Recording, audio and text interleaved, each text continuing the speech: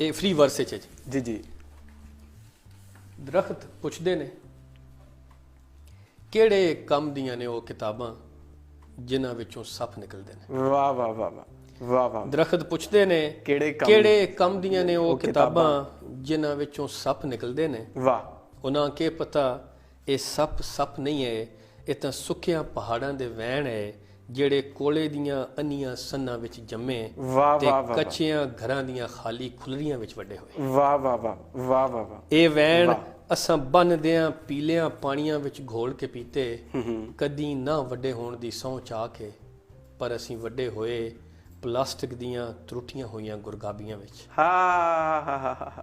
ਪਰ ਅਸੀਂ ਵੱਡੇ ਹੋਏ ਪਲਾਸਟਿਕ ਦੀਆਂ ਤਰੁੱਟੀਆਂ ਹੋਈਆਂ ਗੁਰਗਾਬੀਆਂ ਵਿੱਚ ਤੇ ਫੁੱਟੇ ਹੋਏ ਹੱਥਾਂ ਦੀਆਂ ਖੌਰੀਆਂ ਦੁਆਵਾਂ ਘਿਨ ਅਸੀਂ ਸ਼ਹਿਰਾਂ ਵੱਲ ਟੁਰ ਪਏ ਉਹਨਾਂ ਕਿਤਾਬਾਂ ਦੇ ਸੱਪ ਬਣਨ ਜਿਨ੍ਹਾਂ ਉੱਤੇ ਡਿਸਕਾਊਂਟ ਨਹੀਂ ਲੱਭਦੇ।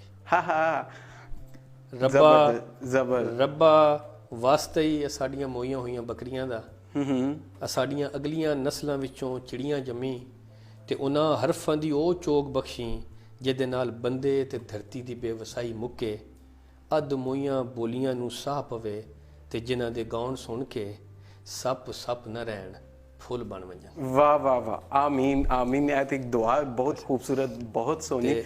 ਇੱਕ ਹੋਰ ਜੀ, ਪੰਜ ਦਰਦਾਂ ਦਾ ਪਾਣੀ, ਪੰਜਾਬ ਦੀ ਗੱਲ ਹੈ। ਪੰਜ ਦਰਦਾਂ ਦਾ। ਮੈਂ ਕਿੱਕਰ ਤੂੰ ਰੁੱਖ ਫੁਲਾਈ, ਤੂੰ ਟਾਲੀ ਮੈਂ ਬਾਲਣ। ਮੈਂ ਕਿੱਕਰ ਤੂੰ ਰੁੱਖ ਫੁਲਾਈ, ਤੂੰ ਟਾਲੀ ਮੈਂ ਬਾਲਣ। ਤੂੰ ਵੇੜੇ ਦਾ ਤੱਤਾ ਚੁੱਲਾ, ਮੈਂ ਝੁਗੀ ਦਾ ਸਾਲਣ। ਵਾਹ ਵਾਹ ਵਾਹ ਵਾਹ ਵਾਹ। ਤੂੰ ਹਰਫਾਂ ਦਾ ਜਾਦੂ ਟੋਣਾ, ਮੈਂ ਅੱਧ ਸੁੱਤੀ ਅੱਖ। ਵਾਹ। ਤੂੰ ਧਰਤੀ ਦਾ ਪਹਿਲਾ ਬੂਆ, ਮੈਂ ਮਿੱਟੀ ਤੇ ਕੱਖ। ਵਾਹ ਵਾਹ ਵਾਹ ਵਾਹ ਵਾਹ। ਤੂੰ ਸੂਰਜ ਦਾ ਕੱਲਾ ਛੇੜੂ, ਮੈਂ ਰਾਤਾਂ ਦਾ ਹਾਣੀ। ਵਾਹ ਵਾਹ। ਤੂੰ ਵੇਲੇ ਦੀ ਸਿੱਧੀ ਗਿਣਤੀ, ਮੈਂ ਅਣਲਿਖੀ ਬਾਣੀ। ਵਾਹ।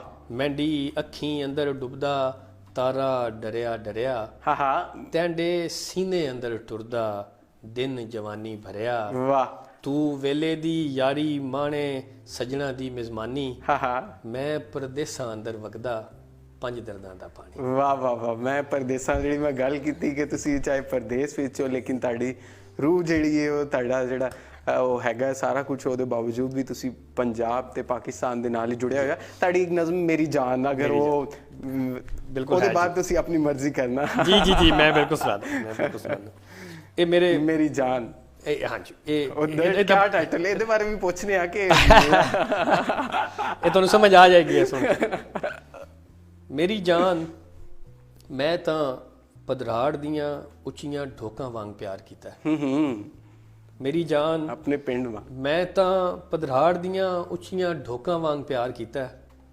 ਮੈਂ ਤਾਂ ਇੰਜ ਤੱਕਿਆ ਜਿਵੇਂ ਫਜਰੀ ਵੇਲੇ ਆਪਣੇ ਜੱਦੀ ਘਰ ਦੇ ਵਿਹੜੇ ਵਿੱਚ ਲੱਥੀਆਂ ਚਿੜੀਆਂ ਨੂੰ ਤੱਕਦਾ। ਵਾਹ ਵਾਹ ਵਾਹ ਵਾਹ। ਮੈਂ ਤਾਂ ਇੰਜ ਤੱਕਿਆ ਜਿਵੇਂ ਫਜਰੀ ਵੇਲੇ ਆਪਣੇ ਜੱਦੀ ਘਰ ਦੇ ਵਿਹੜੇ ਵਿੱਚ ਲੱਥੀਆਂ ਚਿੜੀਆਂ ਨੂੰ ਤੱਕਦਾ ਹੋਵਾਂ। ਵਾਹ। ਮੈਂ ਤਾਂ ਇੰਜ ਛੋਇਆ ਜਿਵੇਂ ਹਾੜ ਜੇਠ ਦੀ ਗਰਮੀ ਵਿੱਚ ਰਜੱਕੀ ਖੂਹੀ ਤੋਂ ਭਰਿਆ ਪਾਣੀ ਦਾ ਕੋਰਾ ਘੜਾ ਹੋਵੇ। ਹਾਏ ਕਿਆ ਬਾਤ। ਮੈਂ ਤਾਂ ਇੰਜ ਛੋਇਆ ਜਿਵੇਂ ਹਾੜ ਜੇਠ ਦੀ ਗਰਮੀ ਵਿੱਚ ਰਜੱਕੀ ਖੂਹੀ ਤੋਂ ਭਰਿਆ ਪਾਣੀ ਦਾ ਕੋਰਾ ਘੜਾ ਹੋਵੇ।